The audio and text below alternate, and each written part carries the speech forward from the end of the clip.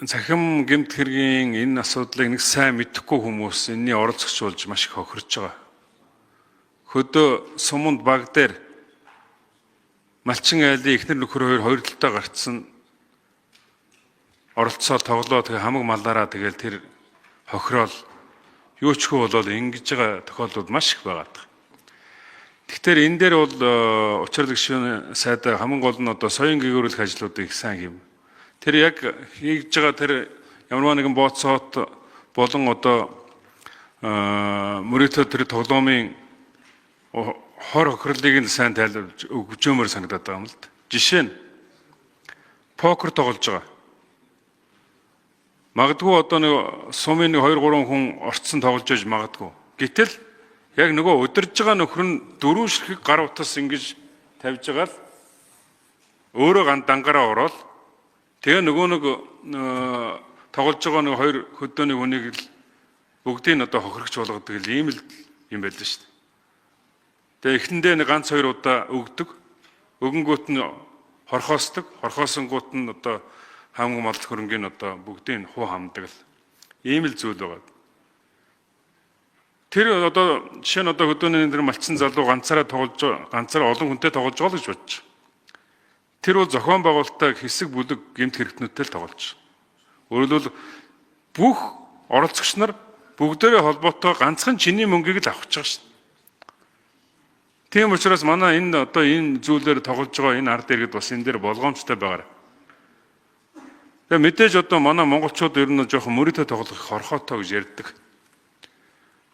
Хорхоосойтой бол тэгэхээр 13-аас сайхан тоглоод тэгээд хоорондоо өөр хоорондоо нэг 50,000 төгрөгөөр тороод тэгээд тэр хорхоогоо дараа тэгээд ямар ч аюул байхгүй, эрсдэл байхгүй, хэл ам байхгүй ийм л юм болно шүү дээ. Тийм учраас ер нь бол учир сайдаа энэ хамгийн гол нь одоо хит их хориглохоос илүүтэйгээр яг энэ одоо мөрөөдөө тоглоом цахимаар явж байгаа энэ мөрөөдөө тоглоом чи ингэж хохирож ирсэн байна гэдэг юмыг одоо яг энэ хууль батлах явцдаа олон нийт таниулж бас энэ хууль баталж энэ хоригсны үр дүнд энэ мэдээж одоо энэ цахим мөрөөдөө далд орох байх л та. Далд орох учраас далд хэлбэртэй болох учраас энийг л одоо иргэдэд сайн таниулах тэр ажлуудыг хийх ёстой л гэж би үзэж байна. Энэ бол нэг талаасаа бас эдийн засгийн аюулгүй байдлын асуудал. За нөгөө талаасаа бол хүн амын эрүүл мэнд, за хүний эрхийн бас томоохон зөрчил. Аз номхон талын бүс нутгуудын 46 улс дээр бид нэр судалгаа хийж үзсэн. Энэ 46 улсаас бол 21 улс энэ цахим мөрөөдөө тоглоомыг ч тэр, бооцоо тоглоомыг ч тэр, төлбөр тааврыг ч тэр хуулиар хориглодог. Ингээ хуулиар хориглоод эхлэхээр хууль хяналтын байгууллагууд, харилцаа холбооны салбар, технологийн компаниуд, за гүйцэтгэх засаглалч тэр хамтарч ажиллах бололцоо бол бүрддэг.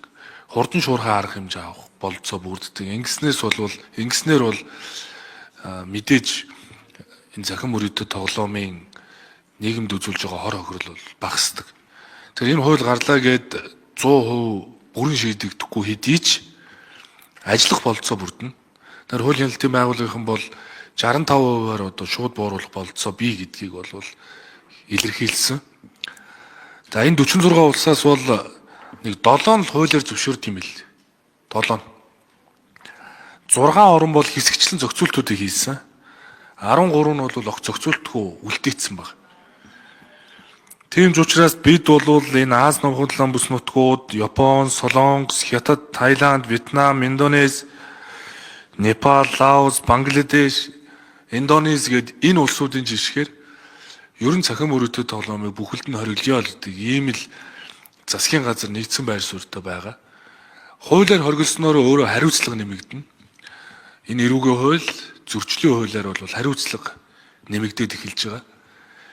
Тийм ч учраас энэ хууль гарсны дараа бол нэгэнт цахим мөрөөдөө тоглоом, бооцоо тоглоом хориглогдсон учраас одоо олон улсын гадны одоо App Store, Play Store, за Google-ийн аппликейшн татдаг одоо сторууд бүхлээрээ хуулиар хоригдсон учраас манай одоо харилцаа холбооны салбар бол энэ төрлийн үйл ажиллагааг манайх одоо хориглосон гэдэг хууль эрх зүйн орчноо тухайн одоо гадны байгууллагууд руу илгээснээр тухайн байгууллага манай дотоодын хууль тогтоомжийн дагуу App Store-оос ороод 1xBet шиг ийм цахим мөрөөдөө тоглоомын хэв шинжээг агуулдаг бүх төрлийн аппликейшнгуудыг манай байршил дээр татахыг одоо бүрөө хориглоно гэсэн. Тэгэхээр маш том одоо бас дэвшил бол хуулиар хориглосноор гарна гэдгийг бас хэлье. Тэгээ зөвшөөрлийн хууль бол өнгөрсөн парламентын яг энэ регуляторын реформ хийхэд маш том одоо дэвшил авчирсан хууль. 360 зөвшөөрөл болцсон байсан. Тэгэхэд 2 жил хүрэхгүй хугацаанд салбарын хуулиудыг дагалдуул зөвшөөрлийг нэмсээр байгаад 18 зөвшөөрөл шинээр нэмэгдсэн байл. Дээрээс нь зөвшөөрлийн хуулийн концепцийг алдагдуулсан, эрх олгосон олон журмууд баталсан. Ингээд бид өнгөрсөн хугацаанд өнөөдрийн байдлаар нэг 60 гаруй журам хүчингүй болгол. Зөвшөөрлийн хуулийг нэг мөр хэрэглэх ёстой. Зөвшөөрлийн хуулийн хугацааг эрх олгосон журмаар сунгаж болохгүй. Дээрээс нь зөвшөөрлийн хуулийг дагалдуулж эрх олгосон журмаар шаардлагуудыг өсгөж болохгүй гэдэг ийм л концепт. Гэтэл зөвшөөрлийн хуулийг давж гарсан олон журам байсныг цуцалсандаа өнөөдөр салбаруудад хуулийнхаа хугацаанд зөвшөөрөл олгогдож байгаа. За үүний бараг одоо 60 орчим хувийг нь цахимаар буюу зөвхөн хүсэлт авах биш автоматар одоо хариулдаг, шийдвэр гаргадаг хүн оролцоогүй болох ажлууд одоо хийгдээд явж байна. Дээрээс энэ хаврын чуулганаар засгийн газрын зүгээс зөвшөөрлийн хуулийг зөвшөөрөл мэдэгдлийн хууль гэдэг одоо шинэ концепцтойгоор оруулж ирж 80 гаруй хуулинд өөрчлөлт оруулж эрх олгосон журмуудыг одоо хүчингүй болгоно. Ингэснээрээ зөвшөөрөл хүнд сурталгүй болох ажлууд одоо хийгдэнэ. За энэ удаа яагаад бид нар зөвшөөрлийн хуулийг хөндөд энэ цахим мөрөдөө тоглоом, бооцоо тоглоом, төлбөр тааврын үйл ажиллагаа хориглож байна гэхээр тухайн үед зөвшөөрлийн хуулийг баталж байхад бооцоо тоглоом, төлбөр тааврыг зөвшөөрөлтөө болгоод энэ хуулинд оруулснараа Монгол улс бооцоо тоглоомыг зөвшөөрсөн байхгүй агуулгаар. Гэтэл зөвшөөрлийн хуулийн дээр байгаа энэ бооцоо тоглоом, төлбөр тааврыг хэрвээ зүгээр шууд энэ зөвшөөрлийн хуулиас аваад хайчихвал ямар асуудал үүсэх гээд байна гэхээр зөвшөөрлийн хуулийн концепц нь энэ хууль бичигдээгүй бол зөвшөөрөгдөн гэсэн концепц. Тэгэхээр төлбөр таавар бооцоо тоглоомыг аваад орхичвал төлбөр таавар бооцоо тоглоомыг зөвшөөрдгүйгээр үйл ажиллагаа эрхлэхийг нь зөвшөөрж байгаа гэдэг ийм хэлбэр ойлголт бий болно.